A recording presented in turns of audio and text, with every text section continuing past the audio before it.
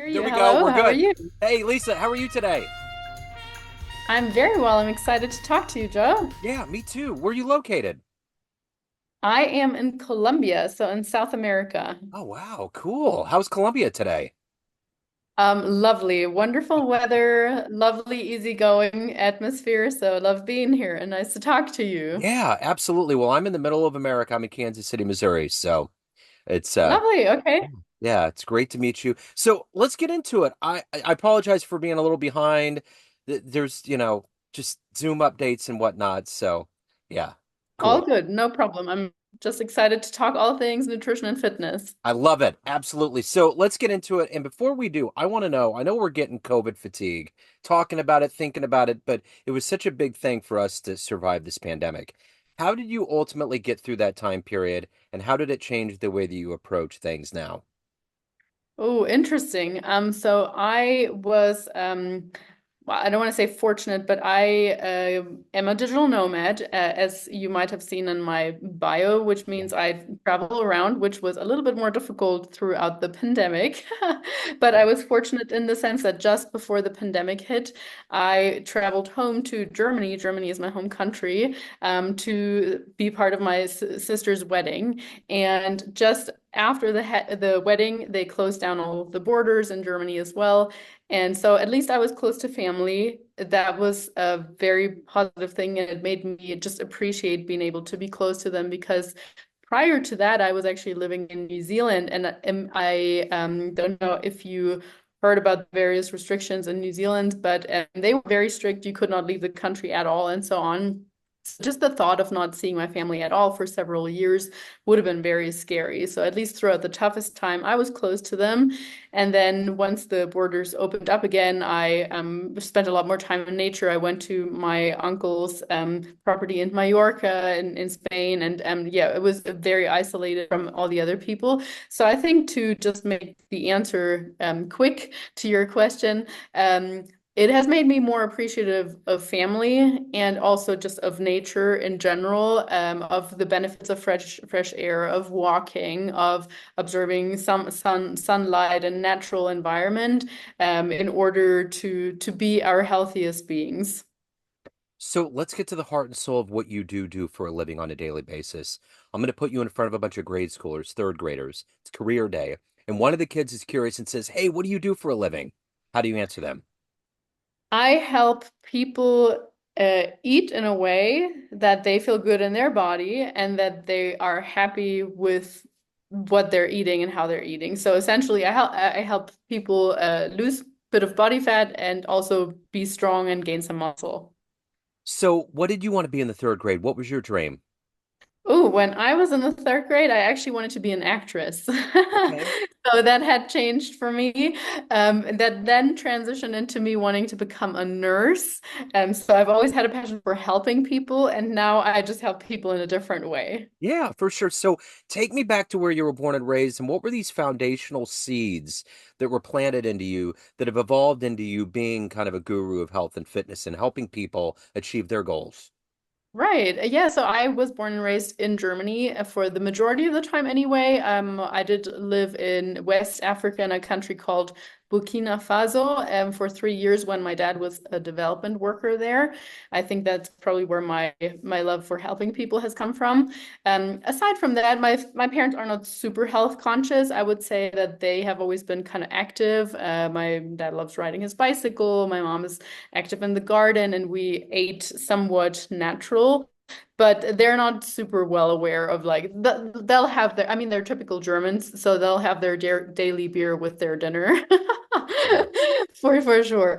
But yeah, for me, actually, my love for sports and for activity has come from somewhere close to where you live, and that is Nebraska, because I spent a year in high school in Nebraska, out of Okay. all places in the southeast, in a tiny, tiny little town called Pawnee City. And so from there, I just fell in love with all the high school sports, with, of course, not necessarily healthy eating. That was not so much a part of that, but all the sports and just becoming more passionate about activity. And then when I came back home to Germany to finish my school, um, that's when kind of that combination of like, oh, healthy living, being active, doing physical activity, and what can we do for longevity, eating better, etc., came into play. So, who's been a hero for you? Who's been an inspiration that's motivated you to become who you are? That would be the first person, the person that I worked for first as a nutrition coach. So I studied exercise science and nutrition, but then I took a little bit of a detour and became a police officer in New Zealand for a little while. Yeah, longer story, but after that, or after a while, I realized that that's not necessarily my passion. I do want to pursue nutrition and training. And the person I started working for a company for the first few years just to learn more about the profession itself before starting my own company.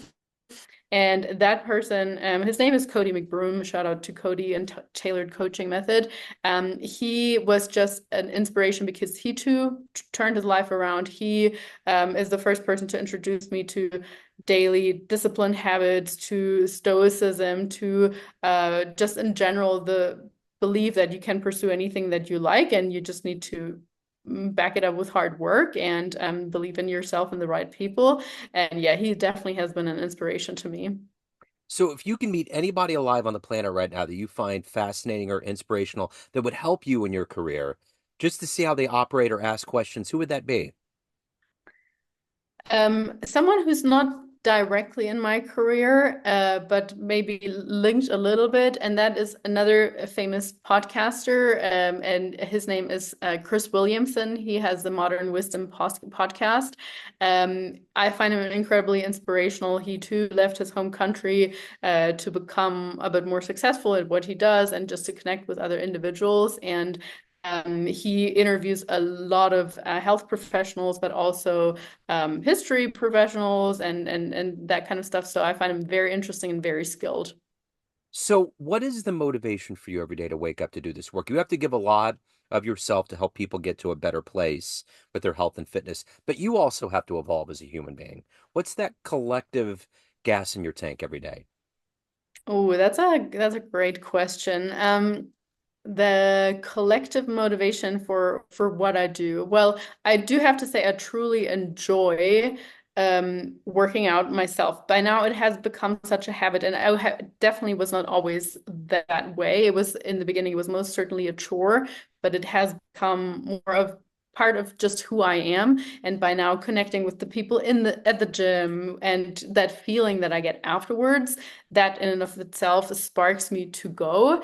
As for my motivation for what I do with my clients, it's probably more the interpersonal connection that I love. I love hearing about their day. I live on my own, so I don't have any family here. And so this is for me, that is my daily interaction that truly fills my cup.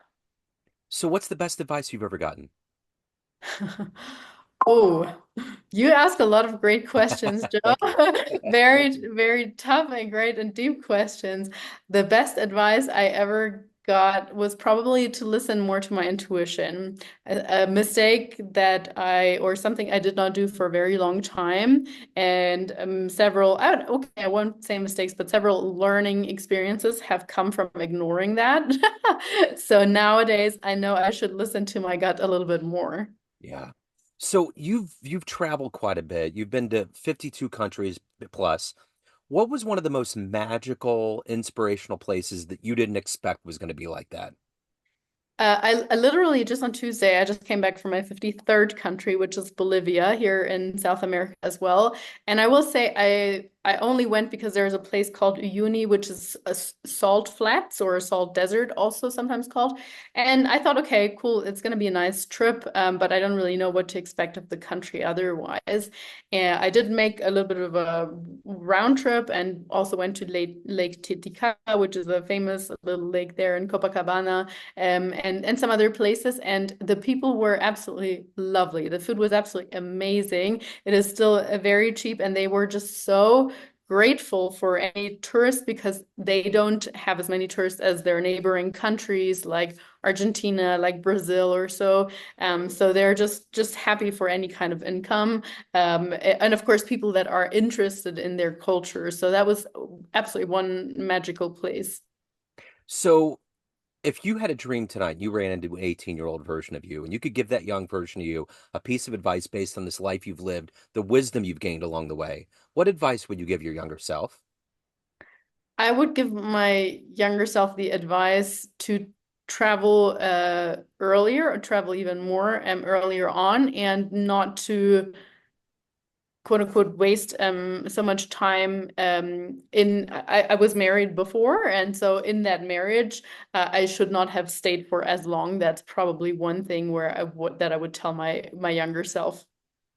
So, what was the first client that you had, or the first moment where you saw that sparkle in their eyes, and you knew that this was the life that you wanted to lead? You wanted to help people get to a better place. Did you have a moment like that? Oh, absolutely. Yeah, absolutely. I mean, when people, for me, it is not just about the number on the scale or even the muscle mass that they build. It's more when people start feeling something that I call food freedom. So when you feel you're not as restricted as you used to be. So I personally used to follow a variety of different diets, with all of which I felt incredibly restricted. I tried low carb, low fat, paleo, blah, blah. And every time I would just be like, but I can't try this Chinese dish when I'm in China, but I can't enjoy my niece's birthday cake when I'm celebrating with her on this. Like, this can't be life. I need to be able to actually enjoy that without afterwards feeling guilty or feeling like I need to work this off. And so when I then learned about, essentially it just comes down to calorie balance, and we need to make sure that we're eating a diet high in protein and high in fiber, yes, but essentially I can also build in a piece of brownie, a slice of pizza, and it's absolutely fine as long as that's kind of in my calorie window. And now when I teach that to clients and they're like, Lisa, it's just changed my mind. I have never felt not guilty eating bread, and now I can have a slice of bread with my eggs in the morning every day, and I feel amazing with that. And that for me are the moments where I'm like, yeah, this is why I love doing what I do, because I know that will have an effect for the rest of their life, and not just that, they're modeling this better food relationship to their children as well. So, when you do indulge, what is your favorite dish to indulge? I do love anything with bread. So like I am German at heart, so Yep. anything that is like not necessarily even bread, like a scone or a biscuit or like anything doughy with flour, that's my jam. So it could also be pizza or breadsticks or so. Yes, unfortunately. So, let's go on the other side. What's the healthiest thing that you can eat that you absolutely love to eat?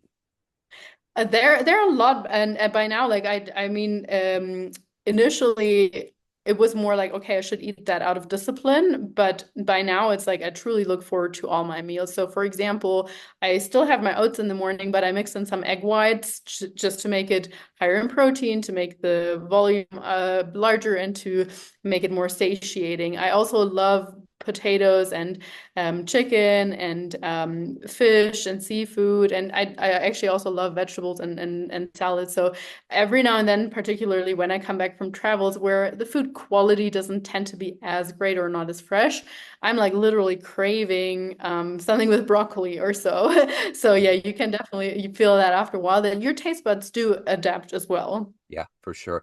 What's the best thing about living in Colombia right now? One of the best things for sure is their coffee. Oh They're yeah. they're absolutely known for their coffee culture, Uh-huh. and it's just it's insane. Like even I mean, America I think has a lot of great small coffee shops that do their own roasting process and all of that. But yeah, Germany is quite far behind Colombia when it comes to good quality coffee. It's mostly like drip coffee, but here you can get really great like cappuccinos and just a nice strong coffee. I do, for the most part, I actually have to say I drink decaf because it makes me feel a little bit anxious if I drink regular coffee, but even their decaf is absolutely delicious. Wonderful. So, of everything that you've done and evolved into at this point in your life, what are you the proudest of? I'm probably the proudest making the decision to leave the police and to leave my husband at the time to pursue the life that I truly wanted, which was in nutrition coaching, being location free, traveling the world, and helping other people in different ways. Not that you don't help people in the police, but just in a little bit more of a negative environment, perhaps. Yeah, yeah.